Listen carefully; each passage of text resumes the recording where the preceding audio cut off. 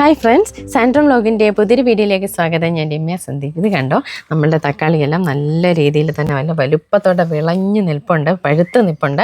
നമ്മളതെല്ലാം വിളവെടുക്കാൻ പോവുകയാണ്. അതിനോടൊപ്പം തന്നെ നമ്മൾ എന്തൊക്കെ കാര്യങ്ങളാണ് ഇതിന് ചെയ്തിട്ടുള്ളതെന്ന് ആദ്യമേ തൊട്ട് നമ്മൾ ഇതിൻ്റെ ഓരോ ഘട്ടം ഘട്ടമായിട്ടുള്ള വീഡിയോസ് ഇടുന്നുണ്ടായിരുന്നു. പ്രത്യേകിച്ച് ഈ മഴക്കാലം ആയതുകൊണ്ട് തന്നെ ഇതൊരു ഷെയ്ഡിലായിരുന്നു നമ്മൾ വെച്ചിട്ടുണ്ടായിരുന്നെന്ന് പറഞ്ഞു. അപ്പോൾ ഷെയ്ഡിൽ വെച്ചാൽ ഇത്രയും നല്ല റിസൾട്ട് കിട്ടുമെന്ന് പലർക്കും സംശയമായിരുന്നു. അതുകൊണ്ടാണ് മെയിനായിട്ടും പല സുഹൃത്തുക്കളും പറഞ്ഞിട്ടുണ്ടായിരുന്നു നമ്മളുടെ വീഡിയോ വിളവെടുക്കുമ്പോൾ ഒന്ന് കാണിക്കുന്നതാണ്. ചില ആളുകൾക്കാണെങ്കിൽ വിളവെടുക്കുന്ന കാണുകയേ വേണ്ട, കാര്യം മാത്രം അറിഞ്ഞാൽ മതി. എന്നാൽ നമ്മൾ ചെയ്യുന്ന കാര്യത്തിന് റിസൾട്ട് കിട്ടുന്നുണ്ടോ എന്ന് നിങ്ങളെ കൂടി ഒന്ന് കാണിക്കണം. അത് എന്തൊക്കെ ചെയ്തപ്പോഴാണ് ഇങ്ങനെ കാര്യങ്ങളൊക്കെ കിട്ടിയെന്ന് ഒന്ന് അറിയിക്കണം. അതിന് വേണ്ടിയിട്ടാണ് നമ്മളുടെ ഇന്നത്തെ മെയിനായിട്ടുള്ള വീഡിയോ. അതുപോലെ നമ്മളുടെ ചാനൽ നിങ്ങൾക്ക് ഉപകാരപ്രദമായെങ്കിൽ ഒന്ന് സബ്സ്ക്രൈബ് ചെയ്യുക. നമുക്ക് ഫേസ്ബുക്ക് പേജും യൂട്യൂബ് ചാനലും ഇൻസ്റ്റാഗ്രാമും സാൻഡ്രം വ്ലോഗ് എന്ന പേരിൽ തന്നെയുണ്ട്. നിങ്ങളതെല്ലാം ഒന്ന് ഫോളോ ചെയ്യുക. അപ്പം ഇതിൻ്റെ ആദ്യ ഘട്ടം എന്ന് പറഞ്ഞാൽ ഒരു തക്കാളി ചെടി നല്ല രീതിയിൽ വളർന്നു വരണമെങ്കിൽ, ഒരു കീടബാധയൊന്നും ഇല്ലാതെ വാട്ടരോഗമില്ലാതെ വരണമെങ്കിൽ മണ്ണ് നല്ല രീതിയിലായിരിക്കണം. അതിന് പൊളുപ്പ് മാറ്റിയ മണ്ണ് വേണം. 15 ദിവസം മുമ്പ് കുമ്മായമിട്ട മണ്ണിനാണ് ഇത് നടാനായിട്ട്. അടിവളമായിട്ട് ചാണകപ്പൊടി, എല്ലുപൊടി, വേപ്പിൻ പിണ്ണാക്കും കൊടുത്തിട്ടാണ് നമ്മൾ സാധാരണ എല്ലാ പ്രാവശ്യവും തക്കാളി കൃഷി ചെയ്യാറുള്ളത്. കൂടാതെ നമ്മൾ പറിച്ചു നടുന്ന തൈ സ്യൂഡോമോണസ് ലൈനിയിൽ മുക്കി വെച്ചിട്ട് വേണം നടാനായിട്ട്. അതുപോലെ തൈ നട്ടതിന് ശേഷം നമ്മൾ കുറച്ച് സ്യൂഡോമോണസ് ലൈനി ഇതിൻ്റെ ചുവട്ടിൽ ഒഴിച്ചു കൊടുക്കും. തൈകളിൽ നമ്മൾ ചെടിയിലെല്ലാം ഒന്ന് തളിച്ചു കൊടുക്കുകയും ചെയ്യും. ഇങ്ങനെ ഒരു 15 ദിവസത്തെ ഗ്യാപ്പിൽ നമ്മൾ ഈ സ്യൂഡോമോണസ് ലൈനി തളിച്ചു കൊടുക്കാറുണ്ട്, ചുവട്ടിൽ ഒഴിച്ചും കൊടുക്കാറുണ്ട്. പിന്നെ ഇതുപോലെ തന്നെ 15 ദിവസത്തെ ഗ്യാപ്പിലെങ്കിലും നമ്മൾ വളമിട്ട് കൊടുക്കണം.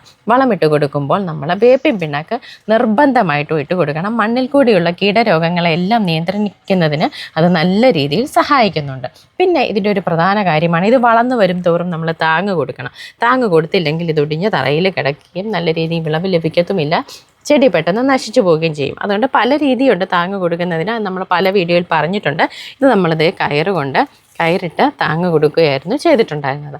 പിന്നെ നമ്മൾ ശ്രദ്ധിക്കേണ്ട ഒരു പ്രധാന കാര്യം എന്ന് പറഞ്ഞാൽ പ്രൂണിങ് ആണ്.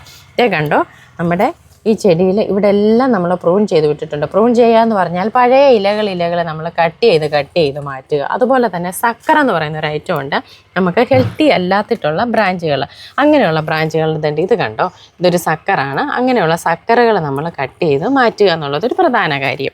ഇങ്ങനെ പ്രൂൺ ചെയ്തത് കൊണ്ടുള്ള ഒരു പ്രധാന ഗുണമെന്ന് പറഞ്ഞാൽ ചെടി നല്ല ഹെൽത്തി ആയിട്ട് വരികയും പെട്ടെന്ന് തന്നെ പൂക്കാനുള്ള ടെൻഡൻസി കൂടുകയും ചെയ്യും. പെട്ടെന്ന് നല്ല രീതിയിൽ തന്നെ ചെടി പന്തലിച്ച് വന്നിട്ട് നല്ല പൂക്കളും തരും. അതുപോലെ തന്നെ ഈ പൂക്കൾ വരാനുള്ള ആ സമയത്ത് തന്നെ ഫിഷ് അമിനോ ആസിഡ് നമ്മൾ സ്പ്രേ ചെയ്ത് കൊടുക്കുകയാണെങ്കിൽ സാധാരണയിലധികം പൂക്കൾ വരികയും കായകൾക്ക് ഇതുപോലെ നല്ല വലിപ്പം ലഭിക്കുകയും ചെയ്യും. അത്യാവശ്യം നല്ല രീതിയിൽ വെയിൽ വേണ്ടുന്ന ഒന്നാണ് തക്കാളി. എന്നാൽ ഡയറക്റ്റ് മഴ ലഭിക്കുകയാണെങ്കിൽ ഒരു കാരണവശാലും തക്കാളി ചെടി നല്ല രീതിയിൽ വരത്തില്ല. അതുകൊണ്ട് തന്നെയാണ് ഈ ഇടയ്ക്കിടയ്ക്കുള്ള മഴ കാരണം നമ്മൾ ഇതുപോലെ ഷെയ്ഡ് പോലെയുള്ള ഒരു പ്ലേസ് ഇപ്രാവശ്യം തക്കാളി നട്ട് വളർത്തുന്നതിന് വേണ്ടി നമ്മൾ തിരഞ്ഞെടുത്തത്. അതുകൊണ്ട് നമുക്ക് മനസ്സിലായി മഴക്കാലത്തും അത്യാവശ്യം ഇടയ്ക്ക് കിട്ടുന്ന ആ വെയിൽ മാത്രം മതി തക്കാളി നമുക്ക് ഇതുപോലെ വളർത്തിയെടുക്കാനെന്ന്. നമ്മൾ ഈ തക്കാളി നട്ടിരിക്കുന്ന സ്ഥലം എന്ന് പറഞ്ഞാൽ കിഴക്കുവശമാണ്. ഏകദേശം ഒരു 11 മണി വരെ മാത്രമേ ഇവിടെ നല്ല രീതിയിൽ വെയിൽ ലഭിക്കുകയുള്ളൂ. ആ അത്യാവശ്യമുള്ള വെയിൽ കൊണ്ട് തന്നെ ഇത് നല്ല രീതിയിൽ വളരാനായിട്ട് പറ്റി. പിന്നെ ഇടവിട്ട് മഴ ഉണ്ടാകുകയാണെങ്കിൽ നമ്മൾ ഡയറക്റ്റ് മഴയത്താണ് വെക്കുന്നതെങ്കിൽ പെട്ടെന്ന് തന്നെ ഇതിലെല്ലാം ഇലപ്പുള്ളി രോഗങ്ങൾ വരികയും ചെടി പെട്ടെന്ന് നശിക്കുകയും ചെയ്യും. ഇങ്ങനെ ചെയ്തപ്പോൾ അങ്ങനെയുള്ള പ്രശ്നങ്ങളൊന്നും തന്നെ കണ്ടില്ല. കഠിനമായ വെയിലുള്ള സമയമാണെങ്കിൽ പോലും നമ്മൾ ഇതിൽ വെള്ളം ഒഴിക്കുമ്പോൾ പ്രത്യേകം ശ്രദ്ധിക്കണം. ഇലകളിൽ വെള്ളം ഒഴിക്കല്ല, ചുവട്ടിൽ മാത്രം വെള്ളം ഒഴിച്ച് കൊടുക്കാൻ ശ്രദ്ധിക്കുക. അപ്പോൾ തന്നെ കുറേ രോഗങ്ങളിൽ നിന്ന് നമുക്ക് ചെടിയെ സംരക്ഷിക്കാനായിട്ട് പറ്റും.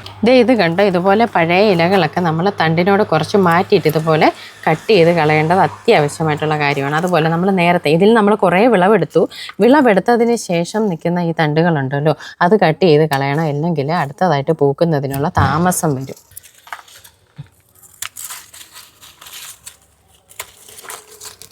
നമ്മളിപ്പോൾ എന്തായാലും ഇത്രയും വിളവെടുക്കാനായിട്ട് പോകണം. വിളവെടുക്കുന്നതിന് തൊട്ട് മുമ്പ് തന്നെ നമ്മളൊരു വളം കൊടുക്കുകയാണ്. വളം കൊടുക്കാൻ തന്നെ ഞാനിവിടെ ആദ്യം ഇതിനകത്ത് നമുക്ക് കളകളുണ്ടെങ്കിൽ അത് പറിച്ചു മാറ്റുക.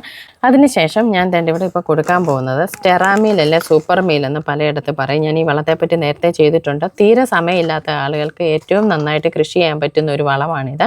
ഇതൊരു 15 ദിവസത്തെ ഇടവേളകളിൽ ഇട്ട് കൊടുത്താൽ ഏത് കൃഷിയും നല്ല രീതിയിൽ തന്നെ നമുക്ക് കൊടുക്കാൻ പറ്റും. അതുപോലെ നമുക്ക് തക്കാളി കൃഷിക്ക് ഇത് മാത്രം കൊടുത്താൽ മതി. അതുകൊണ്ട് ഇത്ര ഇട്ട് കൊടുത്താൽ മതി. ഇത് തണ്ടിൽ നിന്ന് കുറച്ചൊന്ന് മാറ്റിയിട്ടതിന് ശേഷം നമ്മൾ മണ്ണിട്ട് കൊടുക്കണം. പിന്നെ വളത്തിൻ്റെ മുകളിൽ നമ്മളിങ്ങനെ മണ്ണിട്ട് നിരത്തുകയാണെങ്കിൽ പൂത്തൊന്നും പോകാതെ ഫംഗൽ രോഗങ്ങളൊന്നും ചെടിയെ ബാധിക്കാതെ ഇരിക്കുകയും ചെയ്യും. ഇതിൻ്റെ കൂട്ടത്തിൽ കുറച്ച് വേപ്പിൻ പിണ്ണാക്കും കൂടെ ഇട്ട് കൊടുക്കുന്നത് വളരെ നല്ലതാണ്. അതുപോലെ തക്കാളിക്ക് വിണ്ടുകീറൽ എന്ന് പറയുന്ന ഒരു അസുഖം വരാറുണ്ട് കേട്ടോ.